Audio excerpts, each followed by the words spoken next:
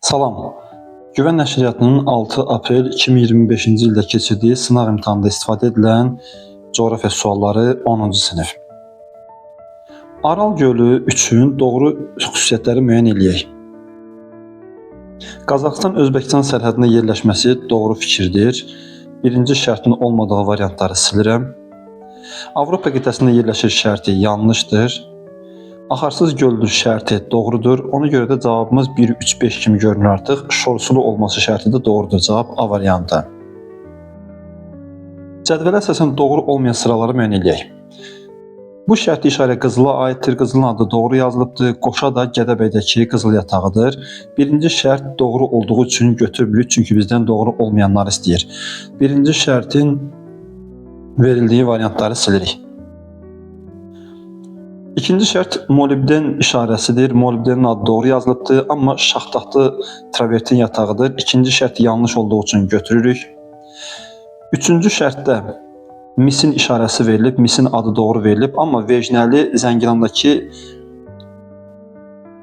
qızıl yatağı olduğu üçün bu şərt yanlışdır və üçüncü şərt də bizə lazımdır. Deməli C variantında eləmək olar. Dördüncü şərtə də baxıram. Bu işarə alünitin olduğu halda xromit yazılıbdır. İpək də xromit yatağıdır. Deməli, dördüncü şərtdə bizə lazımdır. Cavab Y variantı. Skandinaviya yarımadasının sahillərini yuyan dəniz hövzələrindən deyil. Şimal dənizi Skandinaviya yarımadasını cənubdan, Baltik dənizi şərqdən, Botnik körfəzi şərqdən, Norveç dənizi şimal-qərbdən əhatə eləyir. Alyaska körfəzi isə Skandinaviya yarımadasına toxunmur. Cavab Y variantı. Cədvələ əsasən doğru sıraları müəyyən eləyək. Adalar və onlara aid xüsusiyyətlər. Azor və İslandiya adaları divergent sərhəddə yerləşir. Bəli, Atlantik okeandakı Orta Okean dağ silsiləsində bu adalar divergent zonada yerləşir. Birinci şərt doğrudur. Birinci şərtin verilmədiyi variantları ələyirik. Şpitsbergen və Kull adaları mərcan məşəlidirlər şərti yanlışdır. Belə ki, mərcan məşəli adalar isti enliklərdə ən çox 30 dərəcə şimal və cənub enlikləri arasındadır. Bu iki adanın arxipelagın heç biri bu ərazidə yerləşmir, qütb ətrafında yerləşirlər. İkinci şərt yanlışdır. A variantındaələndi. Aleut və Marian adaları adalar qövsü əmələ gətirmişdir şərti doğrudur. Bu adalar Sakit Okean odlu qövsü adlanan geosinxronal zonada adalar qövsü əmələ gətirir. Üçüncü şərt də doğrudursa, deməli B variantında eləmək olar. Beşinci şərtə baxırıq. Kanada, Arktika və Malay qrup halında olub arxipelag əmələ gətiriblər şərti də doğrudur. Hər iki ada və ya adalar qrupu bir çox adadan ibarətdir. 22 iyunda Günəş hansı yarımadada zenitdə olar? 22 iyunda Günəş şimal tropikində zenitdə olur və şimal tropiki ilə kəsilən yarımadalardan yalnızca Ərəbistan burada verilib. Daxili axarsız hövzənin çayları, yəni dünya okeanına çıxışı olmayan su hövzələrinə tökülən çaylardan söhbət gedir. Volqa çayı Xəzərə töküldüyü üçün daxili axarsız hövzəyə aiddir. Birinci şərtin verilmədiyi variantları silirəm. Amudərya çayı Aral gölünə tökülür və dünya okeanına çıxışı yoxdur. İkinci şərtin verilmədiyi variantları da silirəm. Artıq 5-ci şərtə baxırıq. Sırdərya çayı da Amudərya kimi Aral dənizinə və ya gölünə aiddir. 1, 2, 5 cavab B variantı. Xəritə sxemə əsasən qışı quraq keçən mülayim isti iqlim yarım tipində yerləşən ərazini müəyyən eləyək. Qışı quraq keçən mülayim isti iqlim yarım tipi iqlim tipləri xəritəsində 3 rəqəmi ilə verilir. Bu kontur xəritədə isə 2 rəqəmi ilə verilib. Cavab B variantı. 75 derəcə şərq uzunluğunda yerləşən Bişkek şəhəri ilə Bakı şəhəri arasındakı yerli vaxt fərqini müəyyən eləyək. Bakı şəhəri 50 dərəcə şərq uzunluğunda, Bişkek isə 75 dərəcə şərq uzunluğunda yerləşir. Onların arasında 25 dərəcə coğrafi uzunluq fərqi var. Coğrafi uzunluq fərqini saata çevirmək üçün coğrafi uzunluq fərqini 15-ə bölürük və saatı tapırıq 1 saat. Qalığımız neçə qalarsa onu da 4 dəqiqədən vururuq. Çünki hər dərəcə 4 dəqiqədir. 40 dəqiqə. Yəni 1 saat 40 dəqiqə cavab D variantı. Cədvələ əsasən doğru sıraları müəyyən eləyək. Dənizlər və onlara aid xüsusiyyətlər verilib. Daxili dənizdir şərti Aralıq dənizinə, Qara dənizə aiddir, amma Bering dənizinə aid deyil. Deməli, birinci şərt doğrudur. Birinci şərtin verilmədiyi variantları ələyirəm. 4-ə və 5-ə baxa bilərik artıq. 4-cü şərtdə adalar arası dənizdir şərtində bu dənizlərin heç bir adalar arası olmadığı halda Beringə adalar arası verməsi yanlışdır. Deməli, 4 şərti də yanlışdır. Şimal yarımkürəsində yerləşir şərti hər 3 dənizə aiddir və hər üçündə də müsbət işarəsi olduğuna görə B variantı doğrudur. Nisbi rütubətliyi 60% olan 1 kubmetr havanın su buxarı ilə doyma həddi 30 qram olduğunu nəzərə alaraq mütləq rütubətliyi hesablayaq. Madəm 30 qram doyma həddidir, deməli 30 qram 100%dir. Bizə verilən rütubət isə 60% olduğuna görə 30-un 60%-ni tapırıq ki, bu da 18 qram eləyəcək. Cavab Y variantı. Cədvələ əsasən doğru sıraları müəyyən edək. Kap dağları cavan qırışıq dağlardır şərti yanlışdır. Kap dağları Hertzin yaşlı qədim dağlardır. Birinci şərtin verildiyi variantları silirik.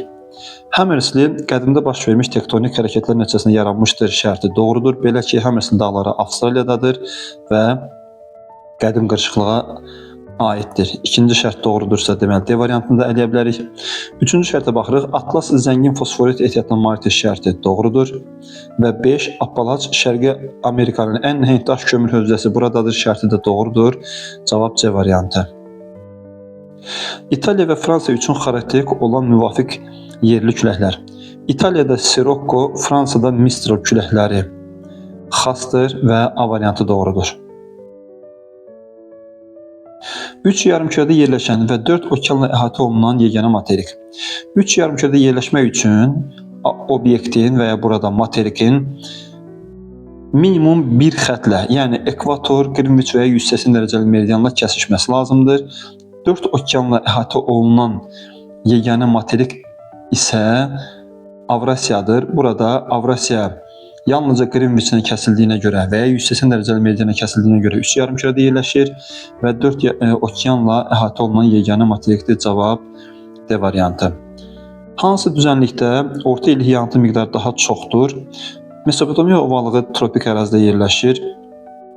Orinoco ovalığı isə subekvatoral zonada yerləşir və rütubətliliyin daha çox olduğu yerdir. Cavab B variantı. Murovdağ silsiləsi hansı xüsusiyyətinə görə Talış silsiləsindən fərqlənir? Burada buzlaq relyef formalarının yayılması doğru variantdır. Belə ki, Talış silsiləsi buzlaq relyef formalarının yayılması üçün kifayət qədər hündürlüyə malik deyil. Afrikada yerləşən göllərdən deyil, Viktoriya Afrikada sinkronal əyilmə zonasındadır, Çad Afrikadadır, Maracaibo isə Cənubi Amerikada yerləşən və dünyanın ən böyük laqun mənşəli gölüdür. Turf su və Şırlan mineral bulaqları hansı silsilədə yerləşir? Bu mineral bulaqlar Qarabağ zonasında yerləşir və Qarabağ dağlarında yerləşir. Cavab D variantı. Exolotdan okean çökəkliyinə göndərilmiş səs siqnalı 4,4 saniyə sonra geri qayıdıbsa, həmin çökəkliyin dərinliyini tapaq. Əgər 4,4 saniyə gedibsə, deməli 2,2 saniyə gedib və 2,2 saniyə qayıdıb.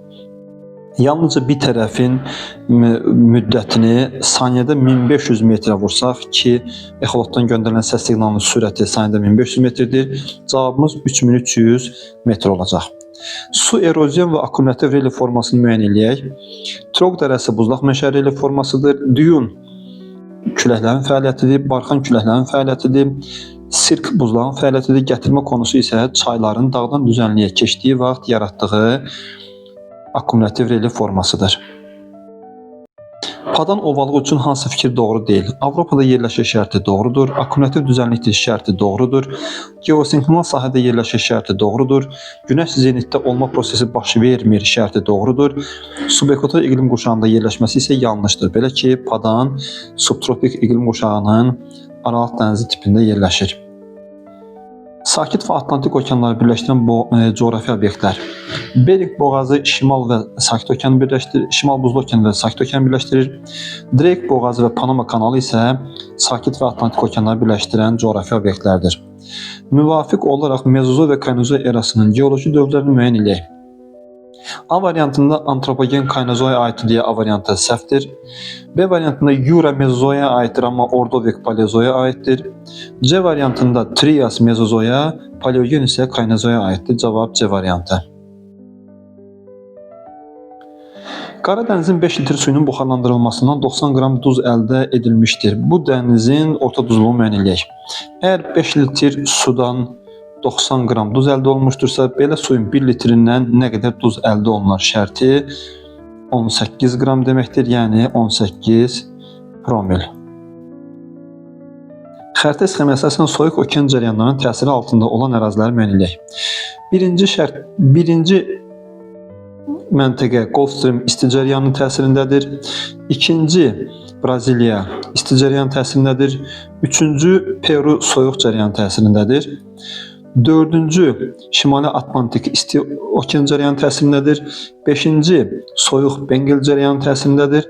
Altıncı soyuq Qərbi Avstraliya cəryanının təsirindədir. Cavab 3, 5, 6. Doğru sıraları müəyyən edək. Çelyuskin Avrasiyanın ucqar şimal nöqtəsidir şərti doğrudur. İğnə Şimali Amerikanın ucqar qərb nöqtəsidir şərti yanlışdır. Afrikanın cənubundadır. Rastxafun subtropik iqlim qurşağında deyil, subekvatorial iqlim qurşağında yerləşir. Byron Avstraliyanın ucqar şərq nöqtəsidir şərti doğrudur. Frogert Magellan boğazı sahilində yerləşir şərti doğrudur. Cavab 1, 4, 5. Sxemə əsasən A nöqtəsində havanın temperaturu -2,3, B-də isə -9,5 olduğunu bilərək kəsmə yüksəkliyinin neçə metr olduğunu tapaq. 9,5 və 2,3 dərəcələr arasında 7,2 dərəcə Selsi dərəcə fərqi olduğunu bilirik. Və əgər 1000 metrə 6 dərəcədirsə, onda 7,2 dərəcə olması üçün 1200 metr hündürlük lazımdır. A-dan B-yə qədər 1200 metr olduğunu nəzərə alıb, aradakı 1, 2, 3, 4 dənə kəsmə yüksəkliyinə bölsək, cavabımız olacaq 300 metr. Uyğunluğu müəyyən edək. Kiçik Asiya yarımadası, Kamçatka yarımadası, Somali yarımadası. Mərmərə dənizi, Bosfor və Dardanel boğazları onu Balkan yarımadasından ayırır şərti Kiçik Asiya yarımadasına aiddir. Birinciyə A. Cənubi Amerika materikində yerləşir şərti bu 3 yarımadadan heç birinə aid deyil. Fəaliyyətdə olan vulkanlar mövcuddur. Kulçus oqasını nəzərə alsaq, Kamçatkaya aiddir 2-yə C. Sahilləri 2 okean suları ilə yuyulur şərti bu yarımadaların heç birinə aid deyil. Afrika materikində yerləşir şərti isə Somaliya aiddir. Situasiya suallarına baxaq.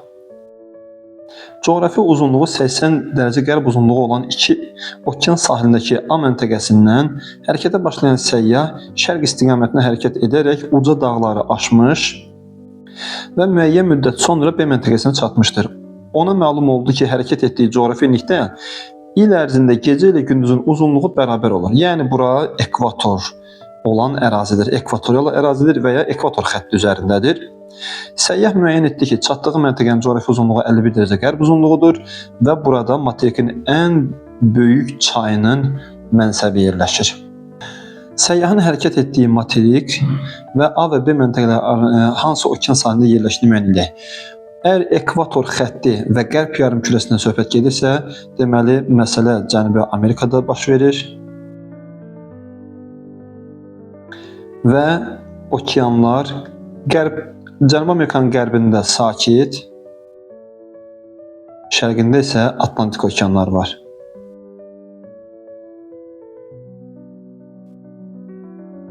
Səyyahın aşdığı uca dağların və mənsəbinə çatdığı çayın adını yazaq. Cənubi Amerikanın qərbində uca Ant dağları yerləşir. Şərqində mənsəbi olan və ən böyük çayı Amazondur. A və B məntəqələrinin yerləşdikləri saat qurşağını və səyyahın neçə kilometr məsafə qət etdiyini müəyyən edək. Məntəqənin saat qurşağını tapmaq üçün onun coğrafi uzunluğunu 15-ə bölürük və qalığımız 7,5-dən böyük olarsa qismətin üzərinə 1 gəlirik. Verilən məntəqə qərb yarımkürəsindədirsə aldığımız cavabı 24-dən çıxırıq. 80-i 15-ə böləndə 5, Cavabımız 75. Qalığımız 7,5-dən kiçik olduğuna görə qismətə toxumuruq və 24-dən 5 çıxsaq eləyəcək 19. Deməli, A məntəqəsi 19-cu və ya 19-cu. Hansı tərzdə yazsanız, situasiya olduğu üçün qəbul olunacaq.